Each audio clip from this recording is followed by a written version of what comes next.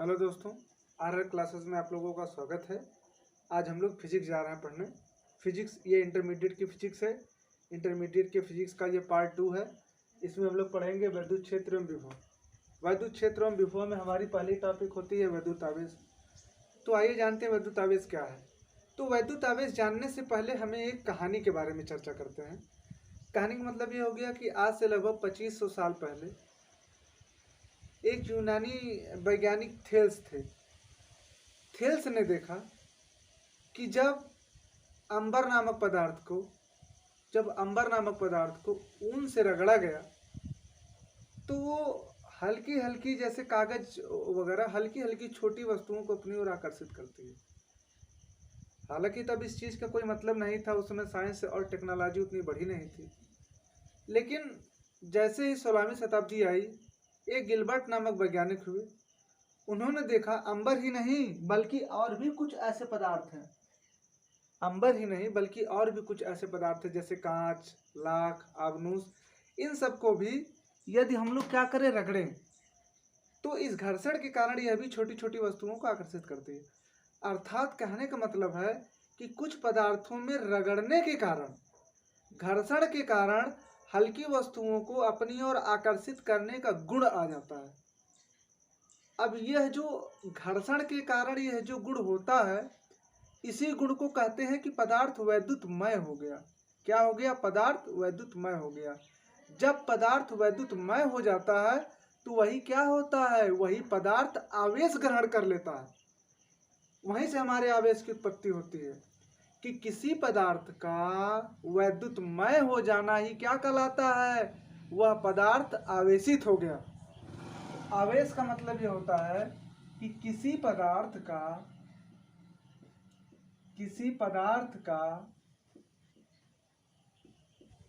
वैद्युतमय हो जाना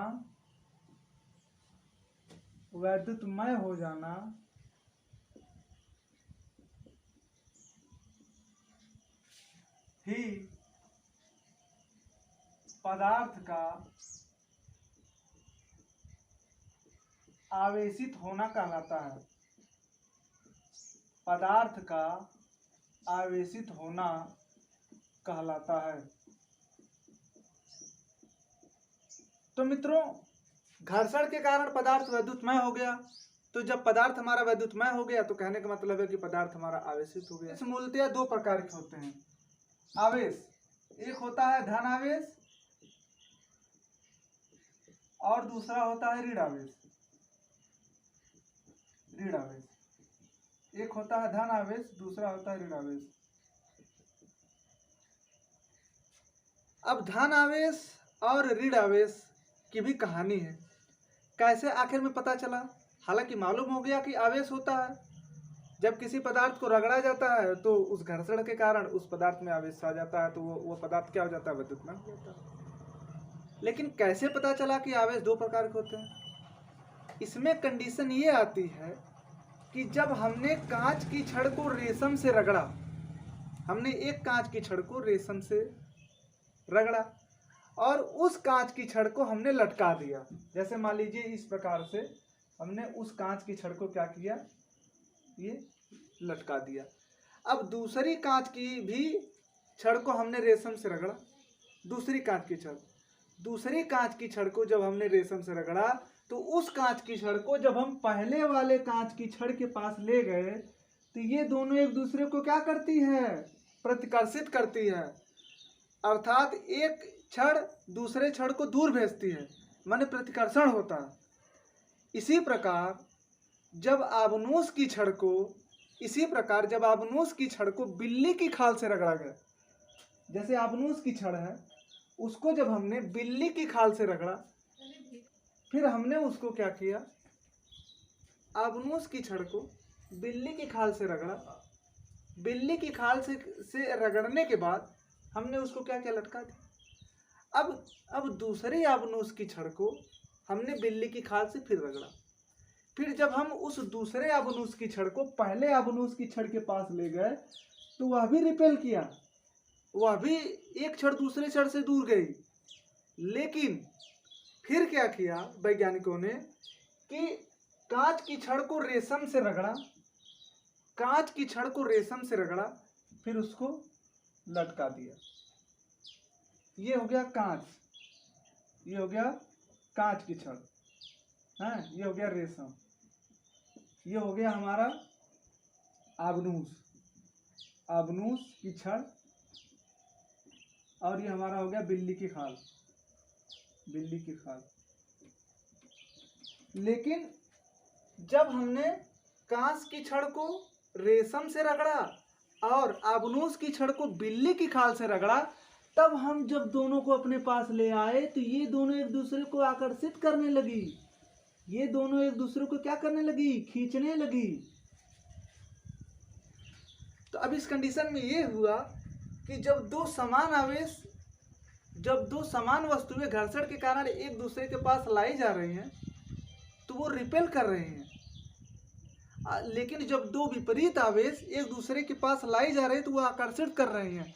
इससे उत्पत्ति ये हुई कि आवेश दो प्रकार के होते हैं, अर्थात समान आवेश एक दूसरे को प्रतिकर्षित करते हैं एवं विपरीत आवेश एक दूसरे को आकर्षित करते हैं। समान आवेश एक दूसरे को प्रतिकर्षित करते हैं एवं विपरीत आवेश एक दूसरे को आकर्षित करते हैं। इस कंडीशन में ये देखा गया कि जो कांच की छड़ है, कांच की छड़ धन आवेशित हो जाती है, और ये जो आबनूस की छड़ है, आबनूस की छड़ ऋण आवेशित हो जाती है। तो ये धन आवेशित हो गई और ये ऋण आवेशित हो गई। तो जब धन आवेश और ऋण आवेश दोनों आपस में मिलते हैं तो क्या होता है, आकर्षण। तो मित्रों यहीं से धन आवेश और ऋण आवेश की उत्पत्ति होती है।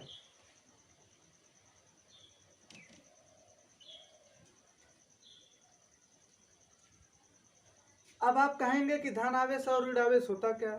चूंकि प्रत्येक पदार्थ की जो परमाणु संरचना होती है उसमें तीन चीजें होती हैं, इलेक्ट्रॉन, प्रोटॉन और न्यूट्रॉन। पदार्थ के बाहरी कक्षा में इलेक्ट्रॉन स्वतंत्र रूप से चक्कर लगाता है। पदार्थ की बाहरी कक्षा से यदि इलेक्ट्रॉन निकल जाता है तो वो पदार्थ धन आवेश हो जाता है। वो पदार्थ कैसा हो जाता है, धन आवेश। जैसे कांच की छड़ थी, कांच की छड़ को जब हमने क्या किया, रगड़ा, तो कांच की छड़ के जो इलेक्ट्रॉन है वो बाहर निकल गए। और ऋण आवेश यदि किसी तत्व के परमाणु के बाहरी कक्षा में बाहर से इलेक्ट्रॉन आ जाए तो वो पदार्थ ऋण आवेशित हो जाता है। कुल मिला जुला के कहने का मतलब होता है कि पदार्थों के आवेशन की क्रिया में केवल इलेक्ट्रॉन ही जिम्मेदार है। पदार्थों के आवेशन की क्रिया में केवल इलेक्ट्रॉन ही जिम्मेदार है। जिस पदार्थ के बाहरी कक्षा से इलेक्ट्रॉन निकल जाता है उस पदार्थ पे धन आवेश हो जाता है, और जिस प्रकार और जिस पदार्थ के बाहरी कक्षा में इलेक्ट्रॉन ग्रहण हो जाता है वो जिस पदार्थ पर इलेक्ट्रॉनों की अधिकता होती है, जिस पदार्थ पर इलेक्ट्रॉनों की कमी होती है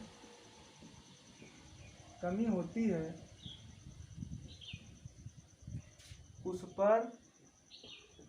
पर धन आवेश आ जाता है, उस पर धन आवेश आ जाता है। जिन पदार्थों पर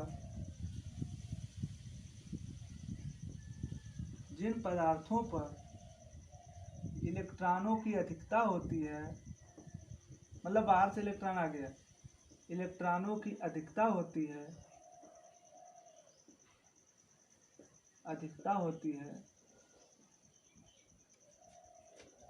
वे ऋण आवेशित हो जाते हैं,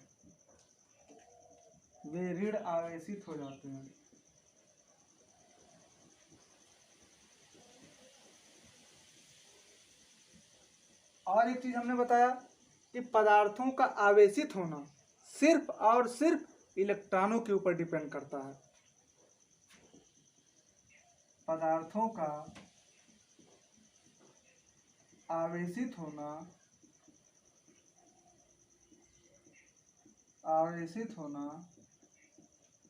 सिर्फ और सिर्फ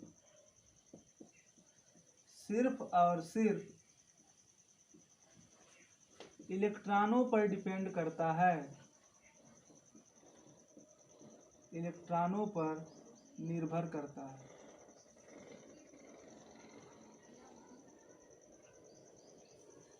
और हमने बताया एक चीज कि समान आवेश एक दूसरे को प्रतिकर्षित करते हैं तथा विपरीत आवेश एक दूसरे को आकर्षित करते हैं। समान आवेश एक दूसरे को प्रतिकर्षित एवं विपरीत आवेश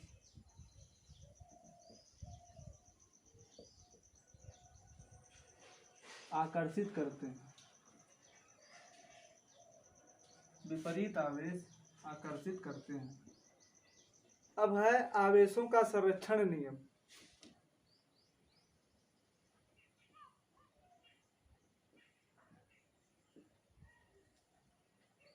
आवेशों का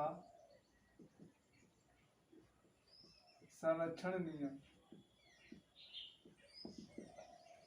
आवेशों का संरक्षण नियम यह कहता है कि आवेश न तो उत्पन्न किए जा सकते हैं न ही नष्ट किए जा सकते हैं, केवल उनको एक रूप से दूसरे रूप में हम परिवर्तित कर सकते हैं, जैसे ऊर्जा होता है। आवेश न तो उत्पन्न किए जा सकते हैं न ही नष्ट किए जा सकते हैं। आवेश न तो उत्पन्न किए जा सकते हैं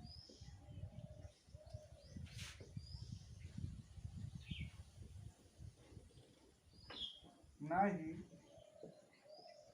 नष्ट किए जा सकते हैं।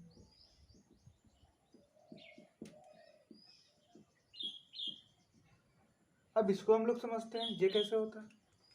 कहने का मतलब है कि आवेश ना हम अपने आप उत्पन्न कर सकते हैं ना अपने आप इसको नष्ट कर सकते हैं।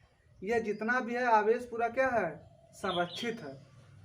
अब इसको उसी उदाहरण से देखते हैं। जब हमने कांच की छड़ को रेशम से रगड़ा तो कांच की छड़ धन आवेशित हो गई। भाई कांच की छड़ में धन आवेश कैसे उत्पन्न हो गया? कांच की छड़ से इलेक्ट्रॉन निकलता है। जितना कांच की छड़ से इलेक्ट्रॉन निकलता है उतना ही रेशम की खाल में पहुंच जाता है, रेशम में पहुंच जाता है। माने जितना निकला उतना ही उसमें पहुंच गया। तो इसमें ना तो उत्पन्न हुआ ना ही नष्ट हुआ। जैसे आबनूस की छड़ को बिल्ली की खाल से हमने रगड़ा तो आबनूस की छड़ क्या हो गई, ऋण आवेशित हो गई। माने आबनूस की छड़ को जब हम क्या करते हैं, रगड़ते हैं तो उस पर ऋण आवेश आ जाता है। अर्थात जितना बिल्ली की खाल से इलेक्ट्रॉन उस पर गया उसने उतना ही ग्रहण किया। उसके अंदर उतनी ही कमी थी, उसने उसको ग्रहण कर लिया। माने कुल मिला जुला के हम इसको न तो उत्पन्न कर सकते हैं न ही नष्ट कर सकते हैं, केवल एक रूप से दूसरे रूप में इसको हम क्या कर सकते हैं। आवेश का मात्रक कूलाम होता है। क्या होता है? कूलाम। आवेश का मात्रक कूलाम होता है। यह आता कहाँ से है? एक तो हमारी विद्युत धारा की परिभाषा होती है। हम जानते हैं विद्युत धारा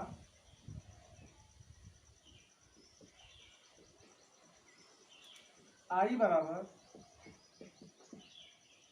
आवेश बटे समय,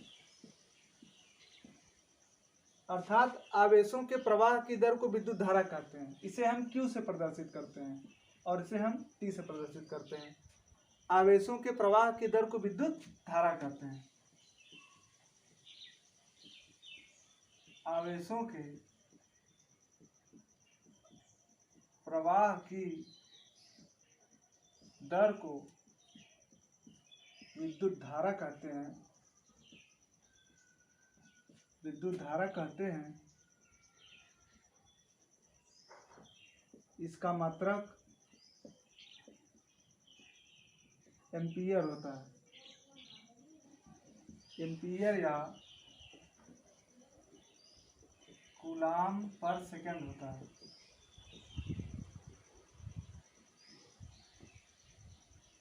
आवेशों के प्रवाह की दर को विद्युत धारा कहते हैं और इसका मात्रक कूलाम पर सेकंड होता है।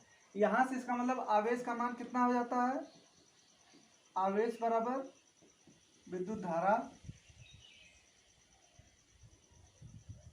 गुणे समय, या Q बराबर I गुणे T। और यहाँ से इसका एक अन्य मात्रक भी निकल सकता है, क्या, एम्पियर सेकेंड। ये होता है आवेश का मात्रक, क्या होता है, कूलाम।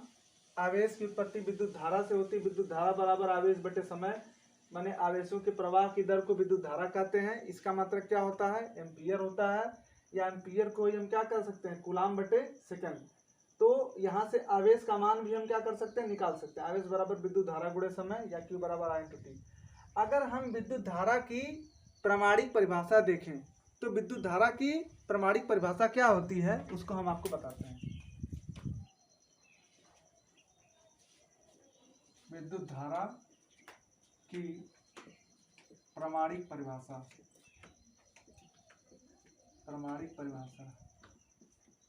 जैसे मान लीजिए ये दो परस्पर लंबे सीधे समांतर चालक तार हैं और इनके बीच की दूरी 1 मीटर है, और इनमें यदि हम 1 एम्पियर की धारा प्रवाहित करेंगे तो ये एक दूसरे को 2 × 10⁻⁷ न्यूटन बल से क्या करेंगे, प्रतिकर्षित करेंगे।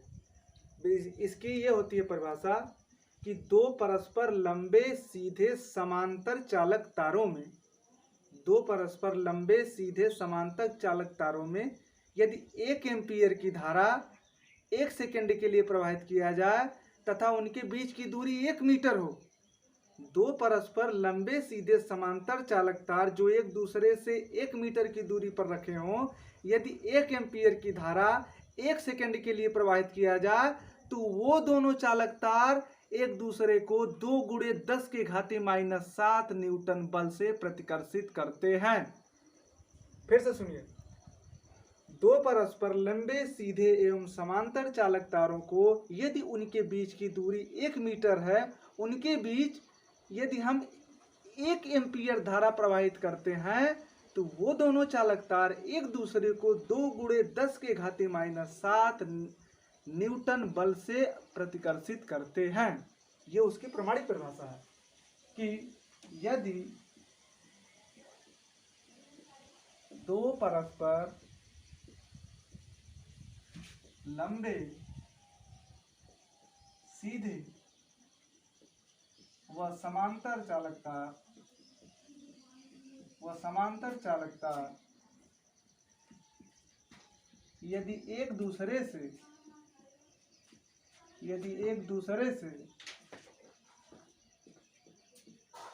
1 मीटर की दूरी पर रखे हों, 1 मीटर की दूरी पर रखे हों तथा उनके बीच 1 एम्पियर की धारा प्रवाहित की जाए, 1 एम्पियर की धारा प्रवाहित की जाए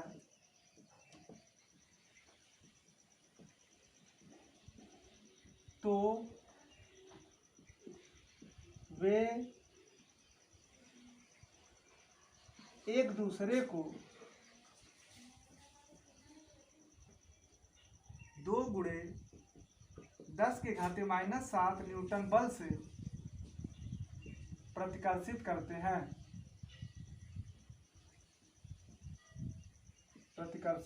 हैं।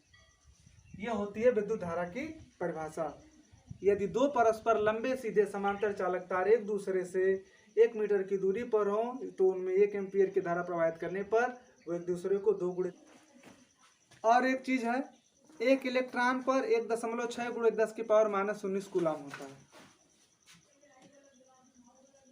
एक इलेक्ट्रॉन पर 1.6 × 10⁻⁻19 कूलाम आवेश होता है।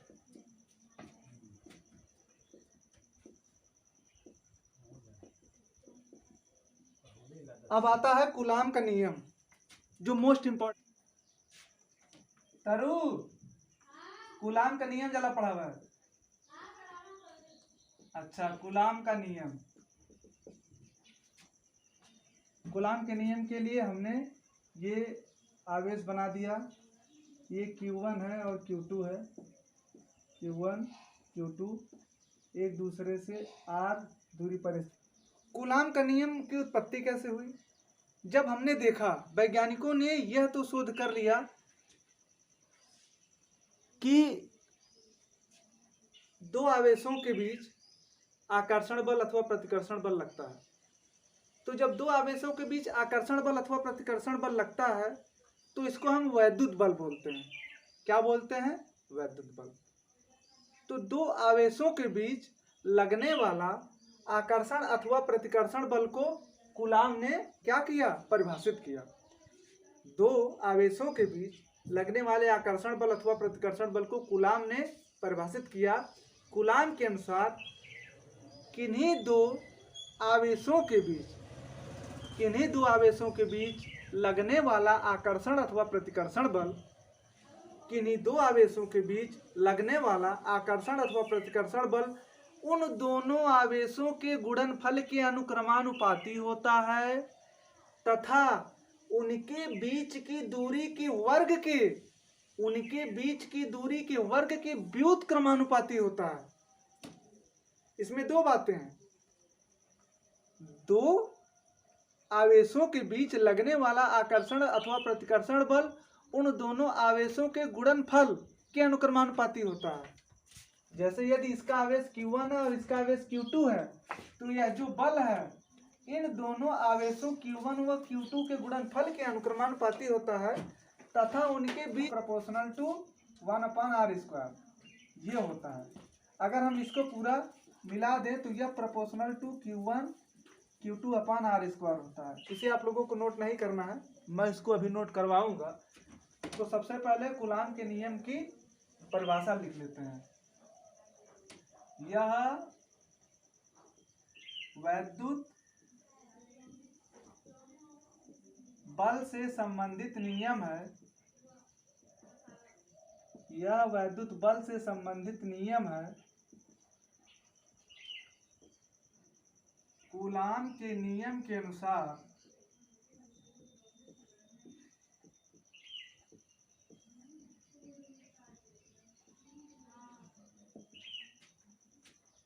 किन्हीं दो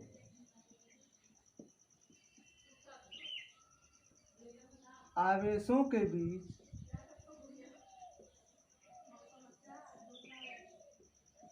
लगने वाला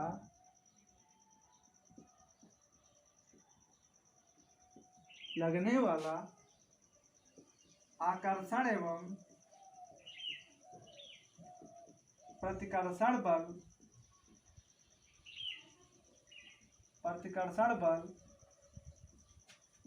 आवेशों के गुणनफल के अनुक्रमानुपाती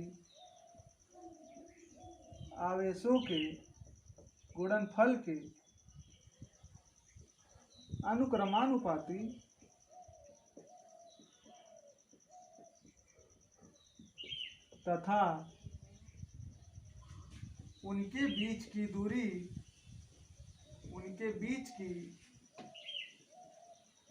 दूरी के वर्ग के व्युत्क्रमानुपाती होता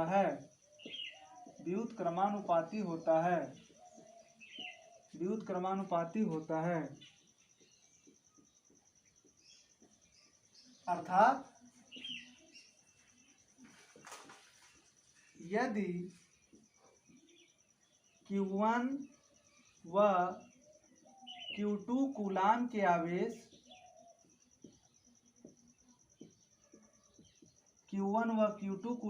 आवेश एक दूसरे से r मात्रक दूरी पर स्थित हो तो उनके बीच लगने वाला बल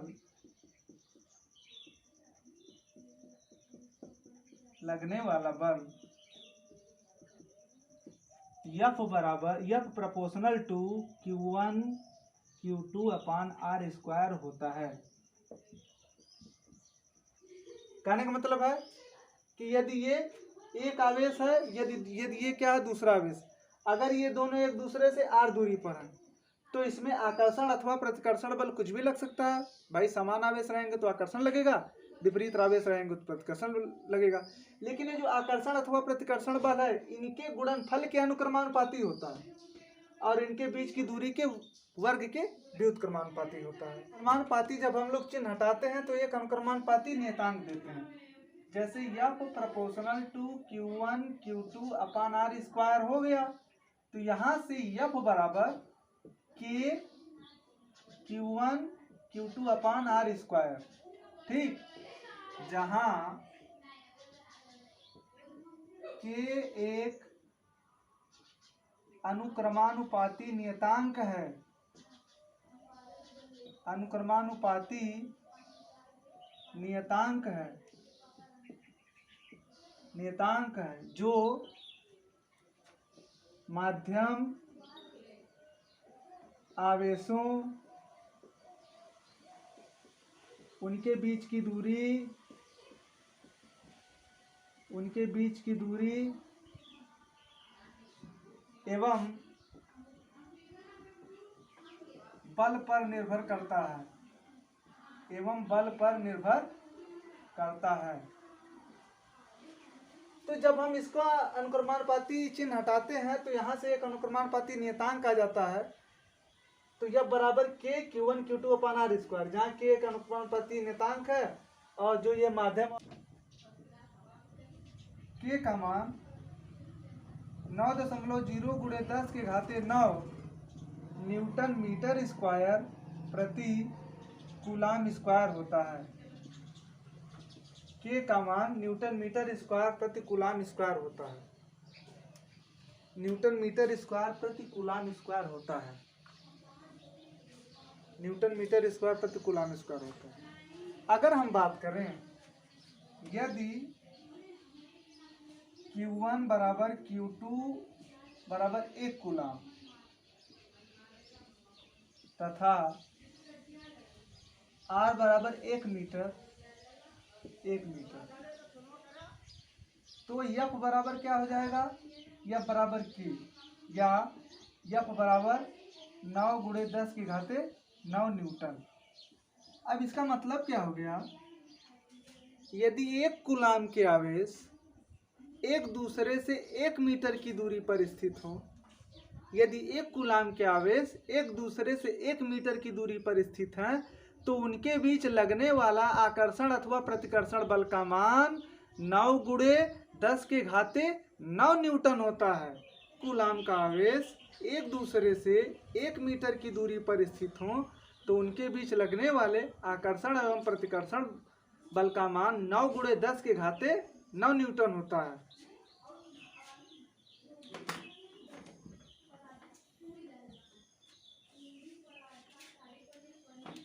यदि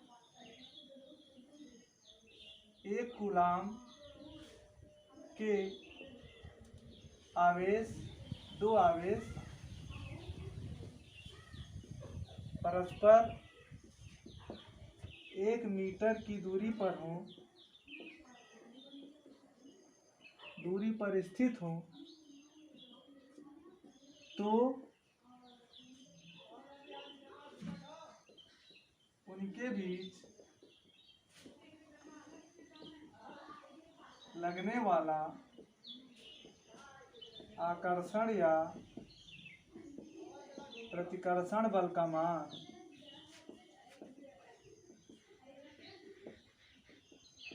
9.010 न्यूटन होता है।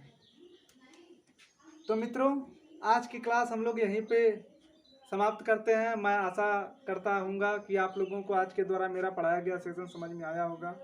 यदि मेरे द्वारा पढ़ाया गया सेशन आप लोगों को समझ में आ रहा है तो इस वीडियो को लाइक करें और चैनल को सब्सक्राइब करें और कमेंट में ज़रूर लिखें कि फिजिक्स की क्लास आगे इसी तरीके से कंटिन्यू की जाए या नहीं, ताकि आप लोगों का सपोर्ट हमें मिले। तो आज के लिए थैंक यू दोस्तों, नमस्ते।